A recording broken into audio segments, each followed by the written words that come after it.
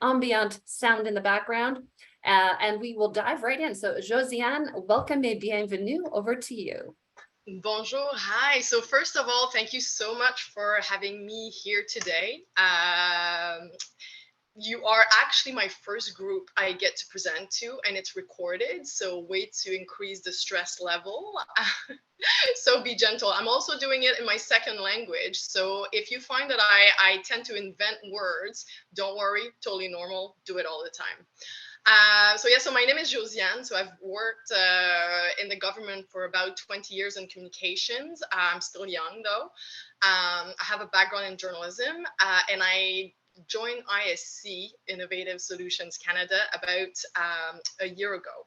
So I just wanted to make a small clarification. So I'm going to be presenting about like a procurement program rather than about procurement with the government in general. So this is one program amongst many that we have at the federal government.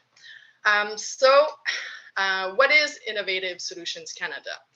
Well, we're an innovation funding program that supports Canadian businesses by funding R&D and then by testing prototypes in real life settings. So our program was created to help develop new solutions for the government of Canada to help us adopt the newest Canadian technology and also to support and encourage Canadian innovation in general. So our goal really is to help accelerate the innovators' journey to market, to help give you opportunities to grow. And we do this through two distinct funding streams. So we have an early stage challenge stream and a late stage testing stream. So I'll give you a bit of background about the program and why we have our two separate streams to help you understand the difference between the two.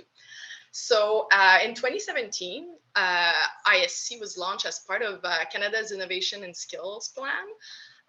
And the program was modeled off an American program called the Small Business Innovation Research Program.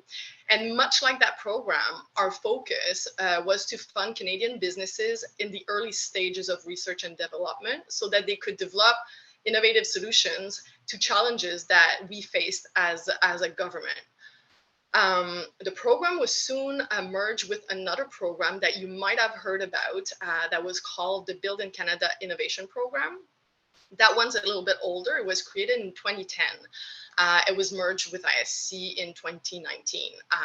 So this one became our late stage testing stream. So this is the one where we seek existing prototypes and we take them, buy them, and test them in real life settings with our government partners. And this one was a bit of a novelty. That it wasn't a program that existed anywhere in the world. Slide. So this is just a little bit about our mandate as a program. So we seek to drive economic growth and stimulate technological innovation across Canada, spur the development of new solutions, help create good jobs. We also want to help government leverage new innovative products and services from Canadian innovators. And of course, we also seek to encourage participation from underrepresented groups, including women and Indigenous people. Slide. I'm just like, so if you're not sold on a program yet, I hope you will be after this presentation. So these are some of the reasons why you should consider applying for one of our funding opportunities. So first, you land a government as a client. So actually the testing stream, when it was created as BCIP, it was created exactly to make it easier for smaller businesses with innovative products to access government procurement. History fact. So our funding is also 100% non-repayable. So it's not a loan, it's paid through grants or contracts, depending on the funding opportunity. You retain your intellectual property rights and maintain equity in your company. And for us, as the government, well, we get to fulfill a mandate of supporting innovators, but we also get access to amazing technologies. We can all agree that the government is not known to always be at the cutting edge of technology. So it's really a win-win situation. So now that I've given you an overview of the program as a whole, I'll go ahead and go through like each streams and explain in more details how it works. I'm going to start with the challenge stream. Slide again. So okay, so our challenge stream is a competitive process to help us meet our needs. So what that means is through our challenge stream, we are looking for Canadian innovators to develop novel solutions to problems that we actually face. So it can be problems that relate to our operational work challenges, or it could be goals that departments are trying to achieve in their mandates. So we work with about 20 departments and agencies to launch these challenges. And then innovators compete for funding by proposing to develop the best solution to the actual problem. So we launch challenges monthly. There is no set schedule. It's really based on department's needs. It varies. Sometimes we'll launch one and other times we'll launch 3 at a time. It really depends. So this stream is for early stage research and development. So it means that you must be at a TRL 1 to 6. So that's a technological readiness level. So if you guys don't know what it is, you can find that on our website. It's really well explained. Claude, you're faster than I am. Eligibility. So for the challenge stream, you can find the detailed eligibility criteria on our website, but these are like the main, the top 3. So you must conduct your R&D activities in Canada. You must be a for-profit business that is incorporated in Canada, and you must be a SME, so 499 or fewer full-time employees. So the challenge stream operates in 3 phases. Slide. So challenge development. So this is when we work with our government partners to develop a challenge. So we look for gaps in market and we come up with an idea to challenge innovators to provide solutions. So say, for example, Environment Canada is looking for a new innovative way to recycle plastic bottles. They'll come to us with that idea, and then we'll take it to IRAP, which is the NRC's Industrial Research Assistance Program. So the experts there will make sure that there's no commercial solution that already exists to fix this problem, because we're really looking for something that's brand new. So once the challenge has been cleared by IRAP, we'll work with the department to finalize the parameters of the challenge. Once those are defined, the challenge will get posted as a call for proposals on our website, which is where you can find all of our open challenges and opportunities and submit your application. So, parenthèse, best way to know about our opportunities is to sign up to our newsletter. On our website, it's very easy, and we're not going to crowd your inbox with a lot of stuff. We only publish when we have opportunities or if we have really something important to say. Fin de la parenthèse. So once a challenge is live, it will typically stay open for about 2 months, but always make sure to check the closing date because it can vary. Slide. So phase 1. So now we're getting into our phase 1, which is the proof of feasibility. So you saw a challenge you were interested in. You applied through our website. Once the challenge is closed, all of the proposals received will go through an evaluation process. Once all proposals are evaluated, the awardees are chosen and then announced. So successful applicants who move forward will receive up to $150K in funding to prove how they would solve the challenge. So this funding will either be in the form of a grant or a contract. So typically, challenges that focus on a mandate goal of a department are grant-based. and challenges that focus on operational goals where the department is looking to potentially acquire the solution. Those are typically contract-based challenges. So the department can decide to pick one or more applicants to move to the next step.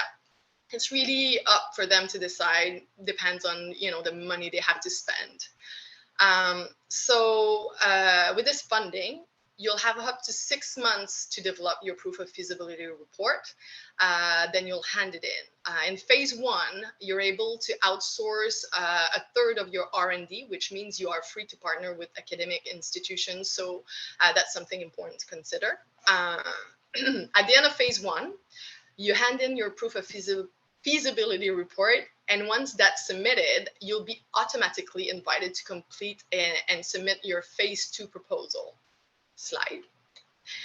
So now moving into phase 2, this is where we actually get into prototype development. So once we receive the phase 1 report and phase 2 proposal from the company or companies, we will once again evaluate and determine if you will receive funding for phase 2. So if you are awarded phase 2 funding, you will receive up to 1 million to actually build the prototype that you described in your proof of feasibility report. And you'll have up to 2 years to develop this prototype.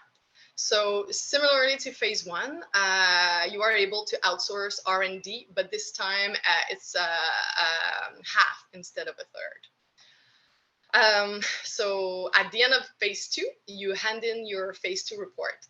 I'm going to have to make an important distinction here. If you're receiving funding in a grant-based challenge, this is where the challenge streams ends for you. You have a prototype, you're that much closer to launching into the market. That's what we can do for you. But if you receive funding from a contract-based challenge, you will have the opportunity to move into our phase 3, which is our pathway to commercialization. Oh my God, I said it. Commercialization is a really hard word for me to say. And there's a whole slide about it. Anyway, very proud of myself. So in phase 3, we will evaluate your prototype to determine if it's market ready. So if it's market ready, you will have the opportunity to sell directly to any federal organization for up to 3 years without further competition. So that's a really good thing. So if your solution is not market ready, you might be eligible for further R&D and testing through our testing stream, but it's not an automatic transition. So if you want to check out our previous challenges to get an idea of what types of funding opportunities we've released, those are all available on our website. There's a section for open funding opportunities, and we keep all of the closed one as well. That would give you a good idea. So now let's go ahead and move into the testing stream. Slide. And slide again. So as I mentioned earlier, our testing stream comes from the Build in Canada Innovation Program. So it is for late stage prototype testing. So basically, we're looking for innovative pre-commercial products and services to buy, and then we test them with our government partners. So we basically become your first customer and provide you with feedback on the product. So this stream is for prototypes that are at TRL 7 to 9, again, technological readiness level. So it means that it has not hit the market yet, but it can be safely tested in an operational environment. So you have to be at this stage, this level, when you submit your application. But if you do submit it, and then, it takes a little bit of time, that happens with the government, and then you have a first sale, you're still eligible because when you applied, you were at that level. So through our testing stream, we offer up to 550K to test non-military innovations and up to 1.15 million to test military innovations. So you also may have the opportunity for additional sales after your first contract. Slide. So eligibility for the testing stream is different from the challenge stream. Any private or public company, not-for-profit organization, universities, or even individuals can submit a proposal. Specifically, you or your organization must be Canadian or partnered with a Canadian bidder, own the intellectual property rights, or have been granted a license to the intellectual property for the innovation you're applying with. And like I said, must not have sold the innovation commercially at the time that you apply. So this is, again, general eligibility criteria. Different calls might have different eligibility, so make sure you double check when you want to apply. Slide.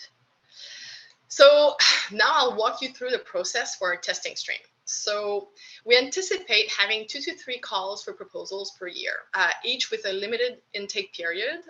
Our most recent call was launched last week and it's still open. So right now we're seeking prototypes in the defense, greening, government, and robotics fields. Our calls used to be very, very broad, and we would get a lot of innovation. So I remember my boss telling me in the early days of BCIP how we got this innovation that was apparently super innovative, but it was either a keg or a part to add to a keg. Anyway, innovative, but the government, unfortunately, doesn't need kegs. Thank God for taxpayers. So over time, we kind of had to refine a little bit our calls just to make sure that it was more efficient, and also to make it easier to match innovators with government department. So once a call is launched and the funding opportunity is posted on our website, you can submit an application to the program. Once that call is closed, all applications will be evaluated again by the experts from the Industrial Research Assistance Program. And if you pass the evaluation, your innovation will become qualified and you will be placed into what we call our pool of eligible innovations. I really love this slide with the little robot in the pool. It's really cute. So what it means is that you're going to be on a list where a government department can come in and look through and decide which one they want to test. What's really great about this is sometimes a department doesn't know they need something, but they see the innovation and they go, oh my God, I need this, right? So I have to note that being put into the pool does not guarantee funding for you. And it does not guarantee that you will find a testing partner, unfortunately, but slide. So once you found a testing partner, you found a government organization that can test your innovation in their operational setting, you can work with them on defining a test plan. So this is where you can talk about the testing and the feedback expectations that you have. And once your test plan is ironed out, you'll work with our contracting officers to finalize a contract. And once it's signed, you can start testing. So once testing starts, as per your testing plan, you will get feedback from your partner that will help you get your innovation to market. And from talking to innovators and representatives from a few departments, this collaboration, working on an innovation to make it really perfect to address a problem is something that both sides really like. So it's a very nice feature from our program. Slide.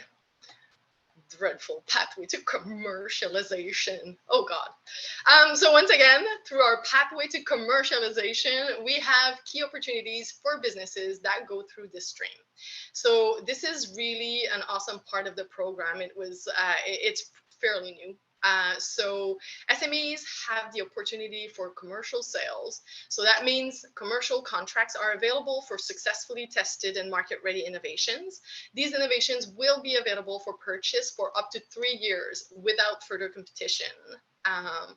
SMEs and all other program participants are also entitled to additional testing. If department want to test more of their innovation in the same or different environments, so it means that they can receive up to 3 additional testing contracts for the same innovation for up to 3 years after the initial contract.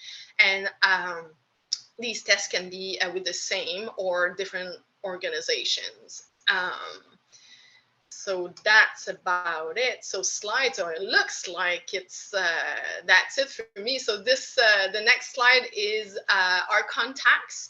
So I strongly suggest that you go and have a look at our website for funding opportunities that are open, that you sign up to our newsletter so that you get, like, as soon as challenges or call for proposals for testing streams are published, you can see them. There's a phone number you can call. There's an email as well if you have questions for you. So I'm actually available for questions now if you have some. I asked my boss, actually, Eric, to be here just in case I had questions I wouldn't be able to answer, because I don't lie unless it's to my kids and it's about candy and chocolate. I can take it, Joe. I'm online. T'es là, boss? Yes. Oh, there he is. Okay. Awesome. To the end. Sorry? That I didn't want to sit on your first full presentation and make it. I know. How did I do, boss? Fantastic. It was fantastic, Josianne, I have to say. I still have a job. Great. Yeah. As far as I'm concerned. At least on Monday. Let me just kick off maybe the questions. And again, I had noted in the chat, of course, today's presentation is really for women entrepreneurs who are looking at technological innovations, but I know that there's a mix of folks in the group. I did note in the chat that we do have one coming up in November from a more general procurement angle for goods and services. So just keep in mind, but all that we're learning today is really helpful as women entrepreneurs, I believe, as well. Josianne or Eric, are there examples maybe of innovations you can give, successful projects? Maybe just, is there one or two that you're allowed to share that might be an example to illustrate perhaps one that has gone through this testing, prototyping? Yeah, absolutely. So I can give you a really good example. Sue, and sorry, her last name kind of escapes me this morning. I've been running around a little bit, but Amica Mobile is a company out of Canada, Ontario. They've gone through our program 4 times. This lady had a lot of different patents in the US and Canada, had tried to sell to government for about 11 years, really wasn't, getting anywhere with just standard procurement. So she came through our program a few years ago, probably in the earlier stages, but being able to go through our program, test out our innovation with some of the federal departments, really opened up some doors internationally for her. She started selling some of her technologies to the White House as far as perimeter detection technology. So, the 2 streams are very unique, like Josianne kind of went through. One of them, you're really talking about early stage R&D. It is a little bit more predicated on government's challenges, like an issue that we're having or a gap in the marketplace. The testing stream is really cool because if you do have a functional prototype, it gives you an opportunity to get a client in government. It's a sale for you. It's often a reference sale for a lot of these innovators. So we've had on the testing stream side, Sue is a really good example. On the challenge stream, we had a woman innovator out of Montreal who had an idea for a film to reflect 5G signals. It doesn't take any power. It's a film you could apply to a tree, and where there's dead zones, it actually reflects the signal. So she applied to one of our challenges that was linked to 5G, and she was able to use the funding to develop an idea that she had into a functional prototype. And she's now in talks with Rogers, Bell, and Telus on using her technology in big telecom applications. So for her, the R&D funding was instrumental to take that idea to market. So, it's not a program for everybody, in the sense that, it is R&D and the innovation space. It could be a service, it could be a good, it could be physical, it could be software. There's a lot of different variations from the innovation perspective. I say, like, the best way to keep in touch is, sign up to our newsfeed on our website. We won't spam you. We only send out any communication when we have new funding opportunities. That's probably the best way to keep track on funding opportunities coming out. And then as they come out is, every funding opportunity, what we do is we kind of segment it into its own mini kind of program, in the sense that you can look at it if it's in your field. All the information is there that you need to apply. Eligibility criteria, as we publish the evaluation grid that you can look at and base your answers, against the grid. So we really try to take the art of the proposal writing out of the program and make it more factual and simplified so that you don't have to go to an expensive consultant to apply, for example. Great, excellent. Anything to add there, Josianne?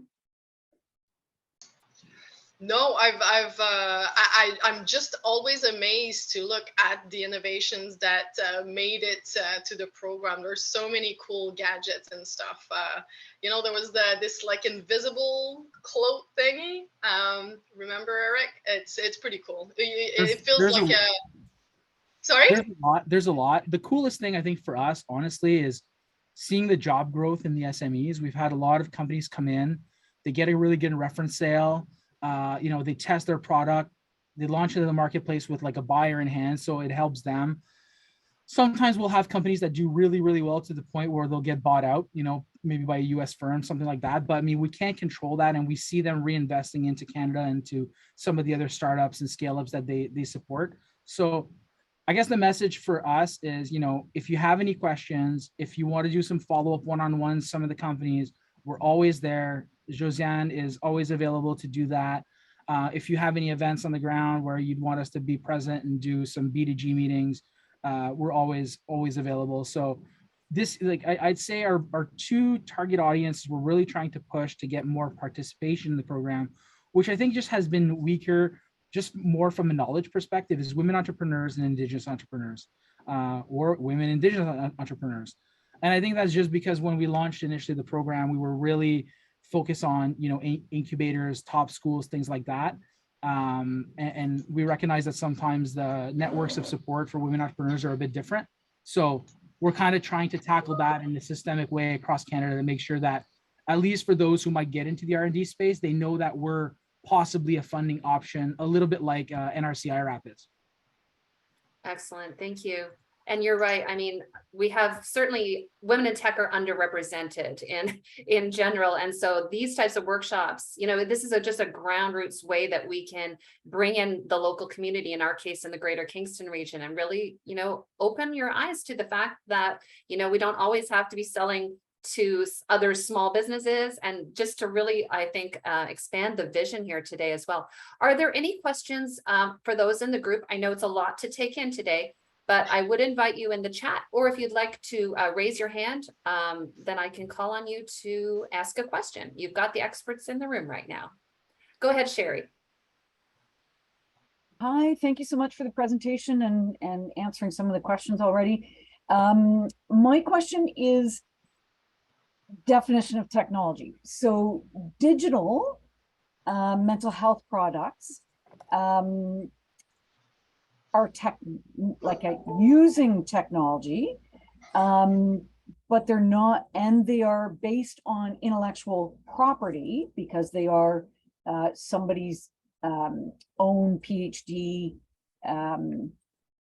driven research.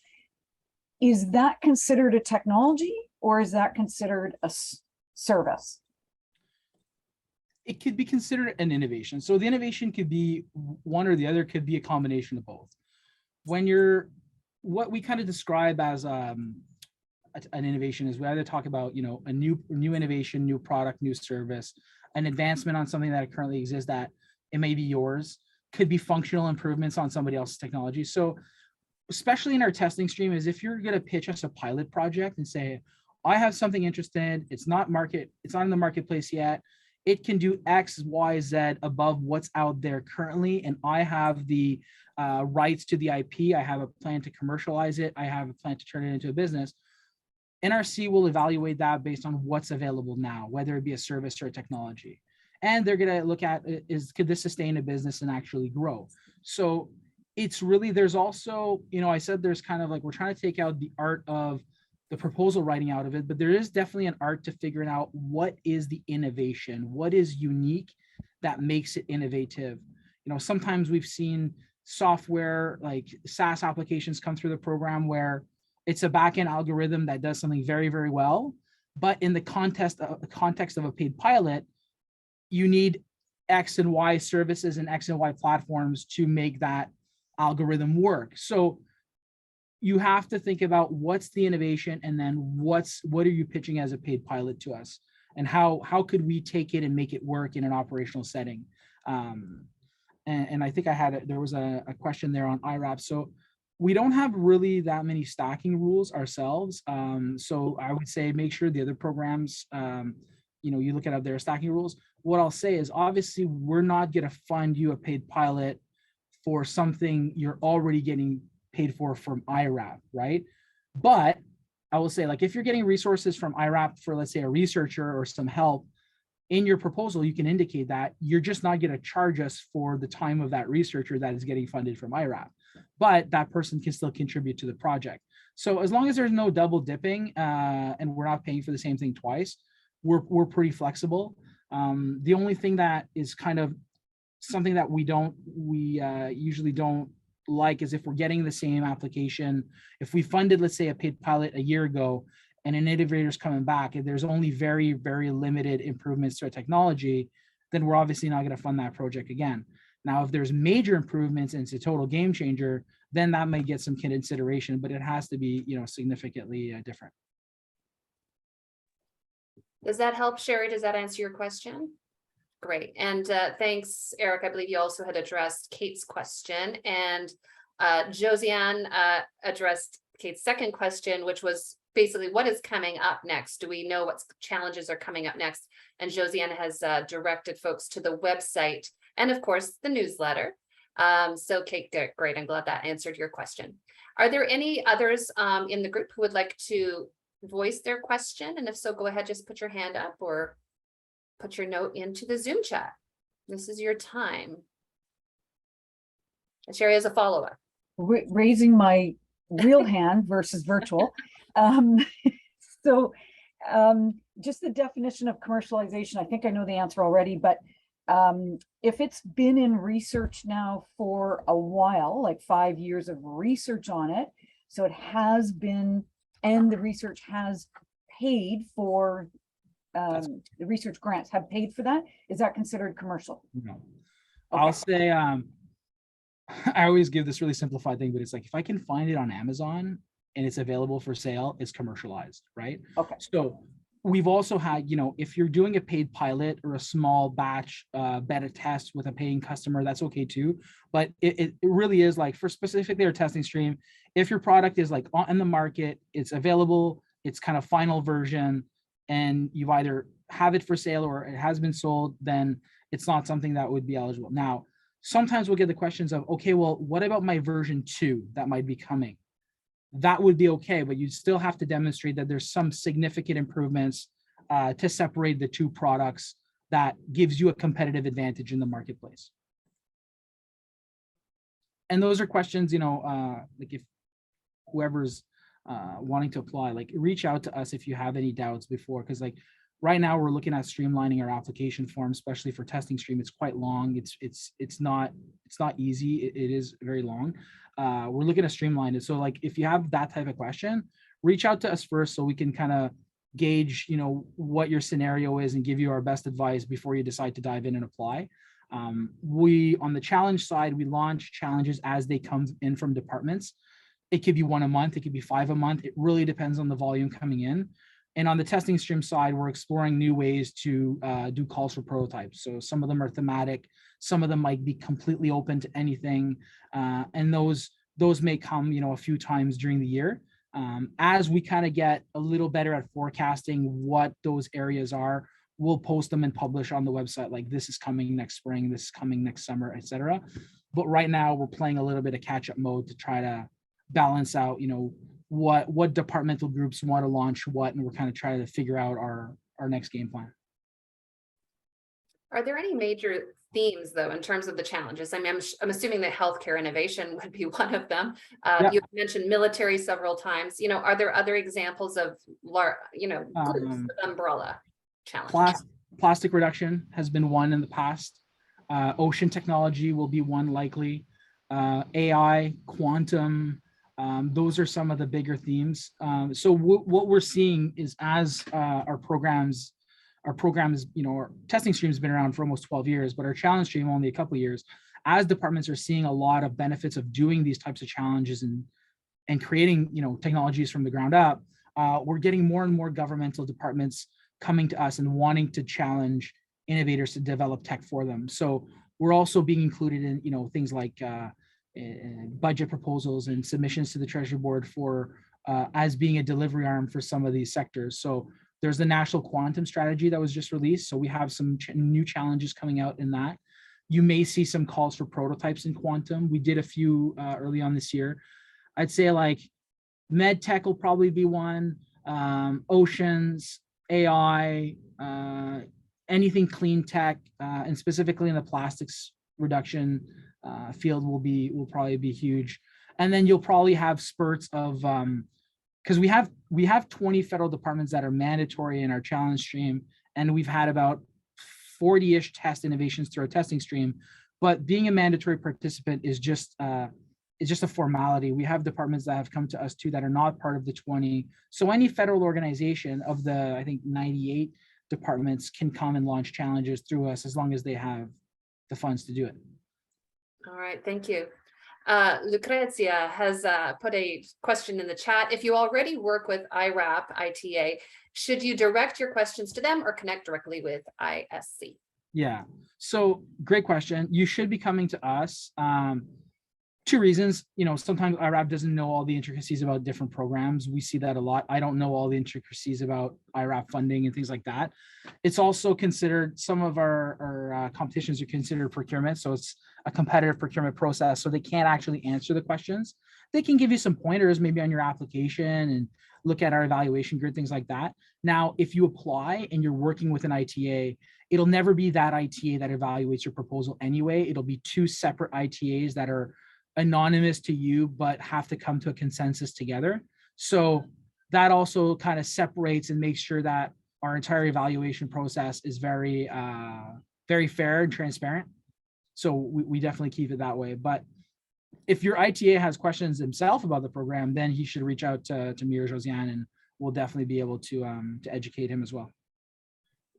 Excellent. And that's a great opportunity that this workshop presents, is you've just met two people behind that mysterious curtain that we've been, and this is it, to demystify, to connect you, and to hopefully encourage you to pursue some of these opportunities as they are relevant to your innovation or your business. Thank you so much. Any further questions from the group that perhaps we have missed? In the Zoom chat, I believe I've picked up all of those questions. Are there any final ones as we're wrapping up today?